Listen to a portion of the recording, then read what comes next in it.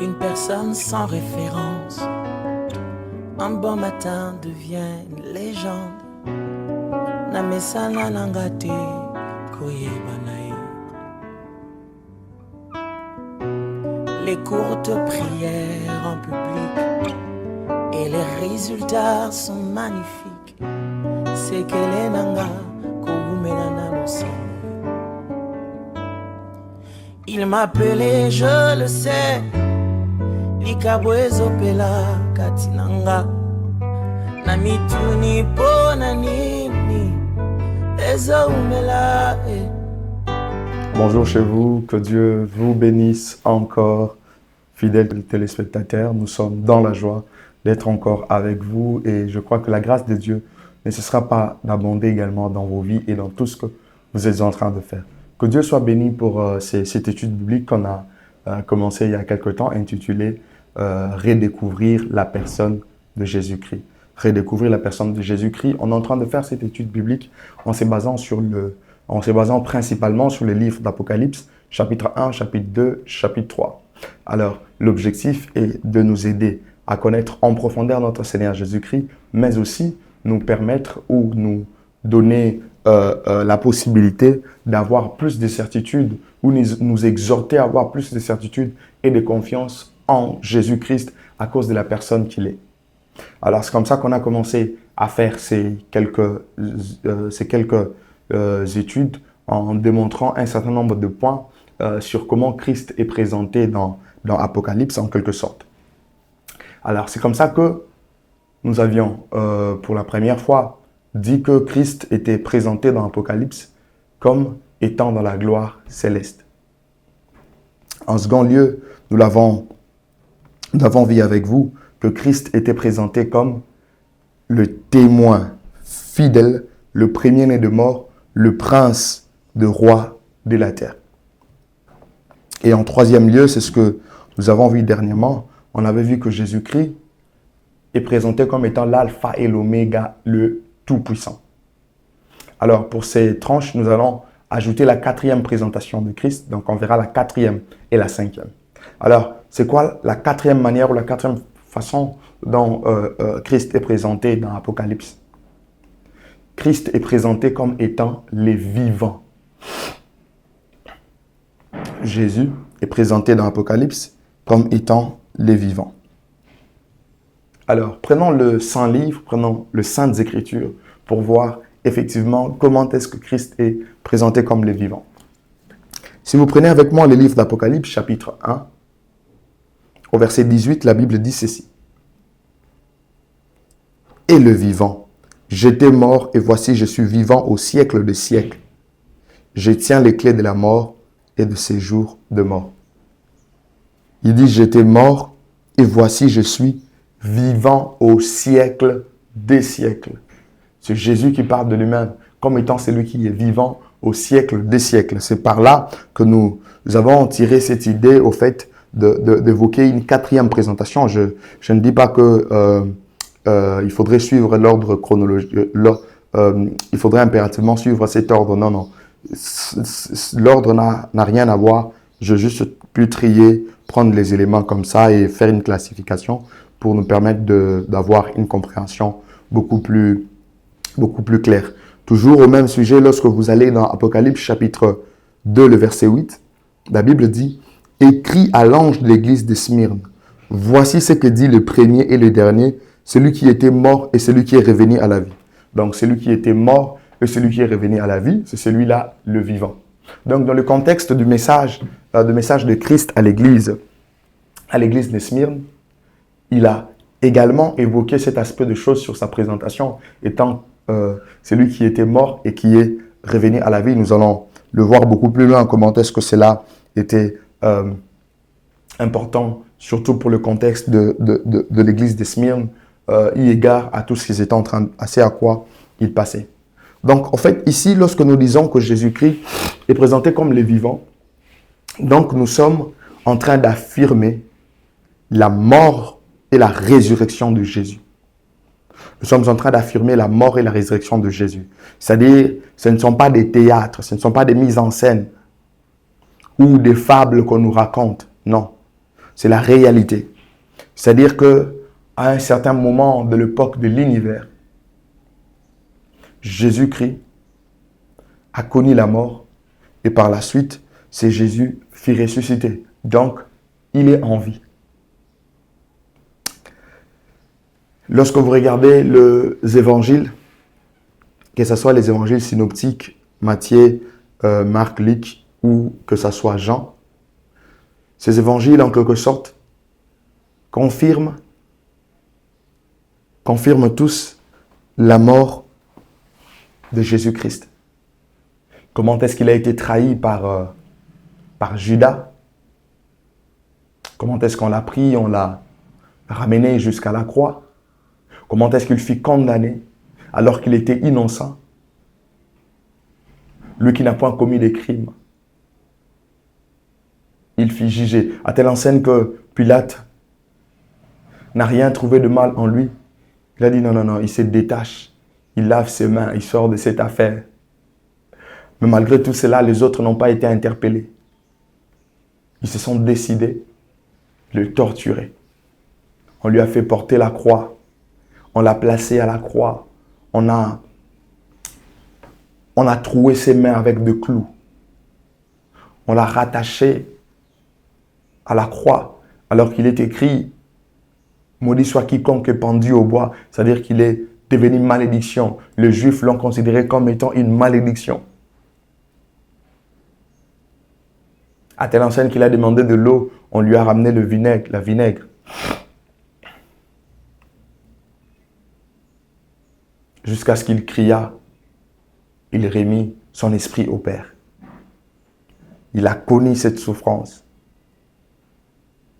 Et lorsqu'il fut mort, on l'a enterré. Lorsqu'on enterre, on prend une pierre, une grotte qu'on place devant sa tombe pour que personne ne vienne ravir son corps. Mais le troisième jour, par la puissance de Dieu, par le Saint-Esprit de Dieu, il fut ressuscité. La pierre a été déroulée. Malgré son poids, malgré son immensité, la pierre a été déroulée. Et Jésus fut ressuscité. Et depuis qu'il fut ressuscité, jusqu'à ce jour, il n'est pas mort. Il est dans la gloire. Donc cela atteste tout simplement qu'il est le vivant. Cela atteste qu'il est le vivant. Parce que lorsqu'il fut ressuscité, il a pris plusieurs jours où il a y apparaître aux disciples. Il a parlé avec plusieurs personnes. À telle enseigne que l'apôtre Paul le confirme dans 1 Corinthiens chapitre 15, le verset 3 à 8, il dit ceci. « Je vous ai enseigné avant tout, comme je l'avais reçu, que Christ est mort pour nos péchés, selon les Écritures, et qu'il a été enseveli et qu'il est ressuscité le troisième jour, selon les Écritures, et qu'il est apparu à Céphas, puis aux 12. Ensuite, il est apparu à plus de 500 frères à la fois, dont la plupart sont encore vivants et dont quelques-uns sont morts.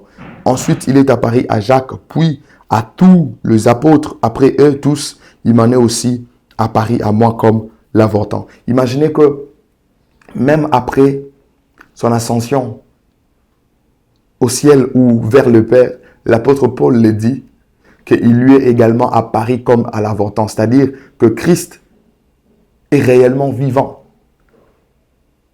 Même après la Pentecôte qui a suivi sa résurrection, même après ces temps-là, lorsque l'apôtre est en train de persécuter, l'apôtre Paul, à l'époque, est en train de persécuter l'Église, Jésus a eu à lui apparaître.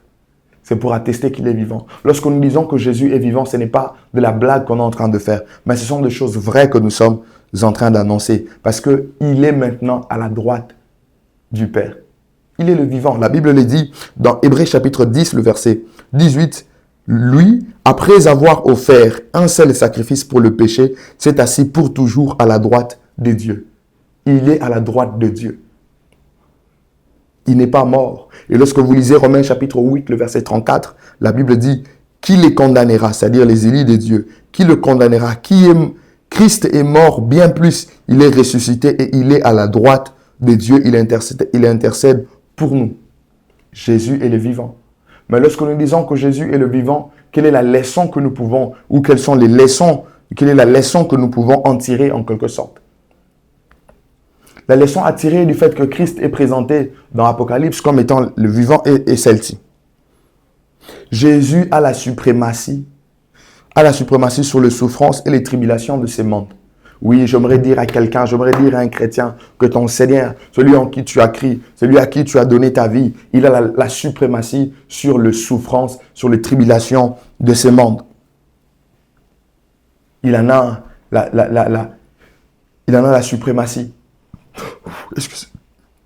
L'église de Smyrne était à l'époque menacée il avait plusieurs menaces de mort. Son contexte n'était pas un contexte vraiment sécuritaire. C'était un contexte d'insécurité. Et c'est comme ça que Christ, lorsqu'il se présente dans cette église, il se présente comme étant celui qui était mort et qui fut ramené à la vie, c'est-à-dire le vivant. Donc, en quelque sorte, c'était une façon de dire à cette église de Smyrne que moi, Jésus, en qui vous aviez écrit, j'ai la suprématie, j'ai la supériorité sur les tribulations, sur la persécution, sur les souffrances de ce monde. J'aimerais dire à quelqu'un, j'aimerais dire à un enfant de Dieu, Jésus est vivant. Nous sommes appelés et nous sommes appelés à tirer réconfort de ces messages qui nous attestent que Jésus-Christ est vivant. Peu importe les temps par lesquels tu es en train de passer. Je ne sais pas ce que tu rencontres sur le plan professionnel. Je ne sais pas ce que tu rencontres sur le plan familial, sur le plan conjugal. Peu importe ces choses que tu es en train de rencontrer. Peu importe les souffrances, les persécutions, les difficultés dans lesquelles tu peux être. Ça peut être l'angoisse, ça peut être la faim, ça peut être le péril. Je ne sais moi quoi. Mais j'aimerais te dire que Jésus est vivant. Il a la supériorité sur toutes ces choses, sur toutes ces souffrances. C'est comme ça qu'il pouvait dire aux disciples dans Jean chapitre 16 que prenez courage, vous aurez les tribulations dans le monde, mais prenez courage, je vaincu le monde. Il a vaincu toutes ces choses. C'est comme ça qu'il est le vivant. Bien-aimés, comme notre Jésus est vivant, sachez-le qu'il a également la puissance de nous secourir. Et j'aimerais t'assurer que la main de Dieu sera sur toi. Et là où les hommes sont en train de penser, peut-être te voir tomber, te voir être englouti pour ne plus te relever, mais j'aimerais t'assurer, le vivant va faire en sorte que toi, tu sois encore restauré. Ça, c'est très important. La cinquième manière de présenter Christ ou la cinquième façon dont Christ est présenté dans Apocalypse, c'est celle-ci. Il est présenté comme celui qui tient les clés de la mort et du séjour de mort. Christ est présenté comme celui qui tient les clés de la mort et du séjour de mort. Oui, effectivement, la Bible le confirme. Lorsque vous regardez Apocalypse chapitre 1, verset 18, la Bible dit ceci. On parle de lui et les vivants. On dit, et le vivant. Il dit, j'étais mort. Et voici, je suis vivant au siècle des siècles. Je tiens les clés de la mort et du séjour de mort. Donc, c'est lui-même qui est en train de parler ici. Il dit que je tiens le clé de la mort et le séjour de mort.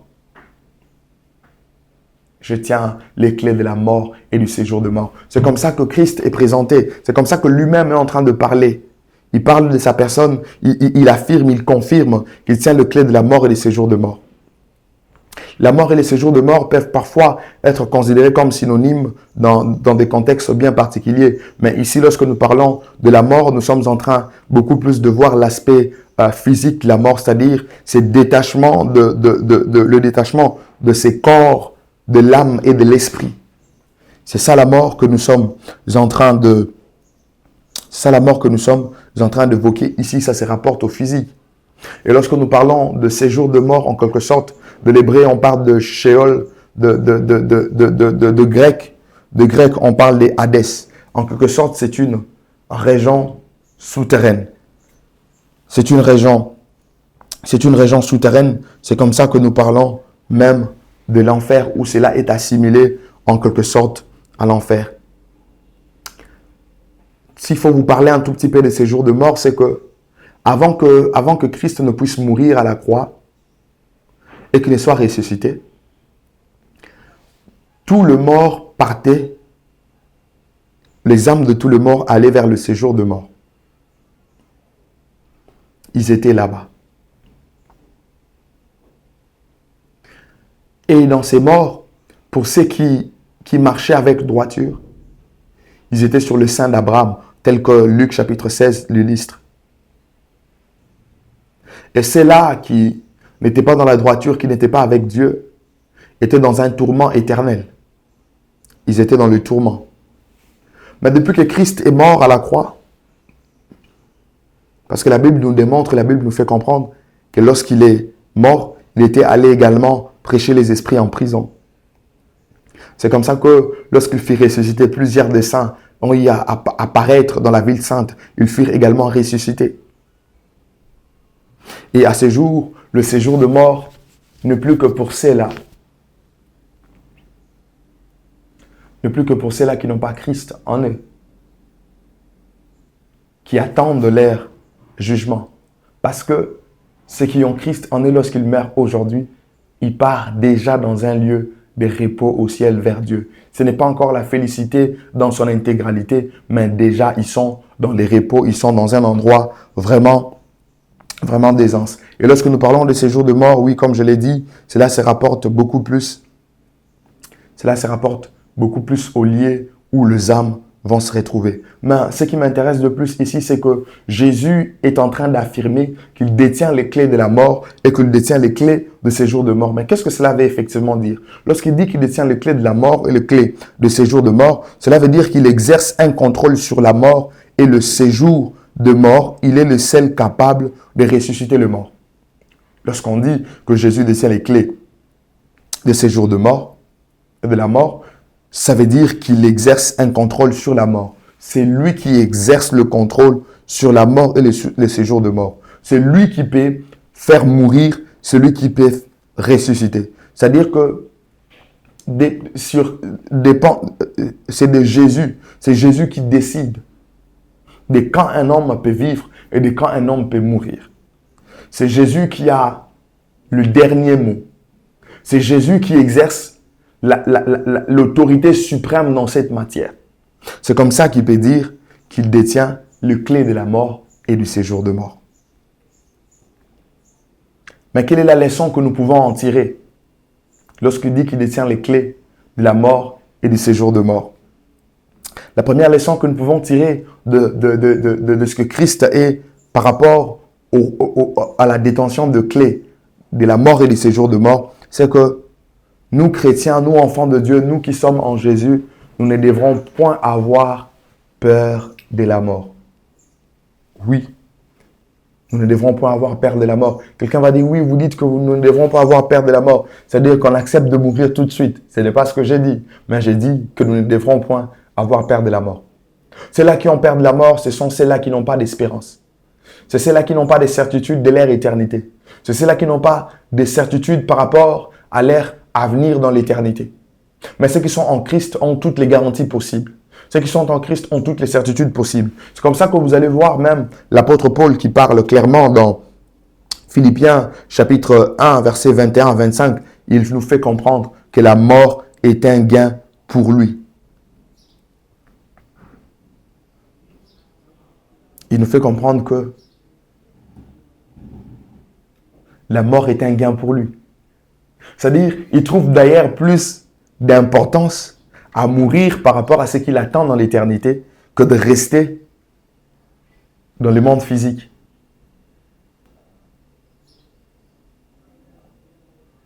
J'aimerais dire à quelqu'un, il ne faudrait pas avoir peur de la mort. Nous avons notre Seigneur qui détient les clés de la mort et du séjour de mort. Nous avons notre Seigneur qui a vaincu la mort et qui un jour posera même la question à la mort. Où sera son aiguillon? Il a triomphé de la mort, il a triomphé du péché. Alors ce sont des choses qui ne devraient plus nous effrayer. Ce sont des choses qui ne devraient plus nous mettre dans un contexte ou dans une situation où la frayeur est en train de nous engloutir. Non, non, non, non. Lorsque vous lisez Apocalypse chapitre 14, verset 13, écoutez ce que la Bible dit.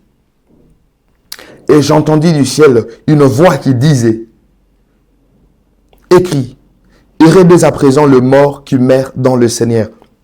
Oui, dit l'Esprit, afin qu'ils se reposent de leurs travaux, car leurs œuvres le suivent. Le mort en Christ. La Bible dit, heureux dès à présent le mort en Christ. C'est-à-dire, c'est pour ceux qui sont en Christ, vous n'avez pas besoin de trop vous inquiéter sur la mort. Vous n'avez pas besoin de trop avoir peur, parce que pour vous, on vous dit heureux. votre mort à vous est suivie des choses auxquelles vous n'avez même pas pensé. De choses tellement merveilleuses, de choses tellement exceptionnelles, de choses tellement particulières. C'est comme ça que j'aimerais rassurer un enfant de Dieu. J'aimerais rassurer un chrétien que toi, tu mourras au temps fixé par Dieu. Parce que le Dieu qui t'a appelé, le Dieu en qui tu as crié, t'a donné une mission. Il t'a donné une mission de vie. Il t'a donné des objectifs que tu es censé atteindre pour l'avancée de son royaume ici sur terre. Alors ne t'inquiète pas. De la même manière qu'il a été capable de protéger Siméon jusqu'à voir le Messie avant sa mort, il est également capable de te protéger. C'est lui qui en détient le clé. La mort et le séjour de mort. Mais l'autre leçon que nous pourrions peut-être tirer du fait que Christ détient le clé de la mort et du séjour de mort, c'est que nous devons avoir l'assurance que notre vie est entre les mains de Dieu. J'aimerais dire à quelqu'un, tu dois avoir cette assurance, tu dois avoir cette certitude que ta vie est en Dieu, ta vie est cachée en Christ. J'aime ce que la Bible déclare dans Colossiens chapitre 3, verset 3. Car vous êtes morts et votre vie est cachée avec Christ en Dieu. Ta vie est cachée avec Christ en Dieu. Christ détient le séjour de mort, détient la clé de mort et de séjour de mort. Donc, aujourd'hui, nous venons de rajouter deux autres présentations, deux autres points, deux autres choses sur la présentation de Christ dans l'Apocalypse. Comment est-ce que nous pouvons voir Christ? On a compris qu'il est le vivant. Il était mort, il fut ressuscité, il est vivant. Il y a des leçons que nous avons tirées là-dessus pour nous et par rapport à notre foi. Et en second lieu, qui est le 5e point en quelque sorte de notre étude biblique, nous avons dit que Jésus est celui qui détient la clé de la mort et du séjour de mort. C'est très intéressant. N'hésitez pas de partager même la vidéo aux autres. Pour vous qui nous suivez via YouTube, pour vous qui nous suivez à la télé, n'hésitez pas d'intéresser les autres également, de continuer à suivre cet enseignement, de continuer à suivre cette série, de continuer à suivre cette étude biblique. Je crois que le Seigneur va continuer à nous faire du bien. Et pour la fois prochaine, nous allons encore ajouter des autres présentations parce que jusque-là, on a fait que 5 points. Alors, on va rajouter également des autres points. Dieu nous fera du bien. Ne manquez surtout pas. Gardez le rendez-vous et on se retrouve prochainement. À très bientôt. Merci.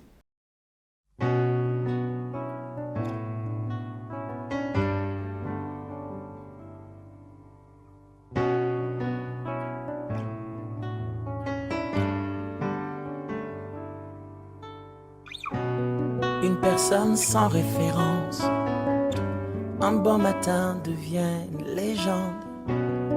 Namesana nangate koyebanae. Les courtes prières en public et les résultats sont magnifiques. C'est qu'elle est nanga kogumelana losi.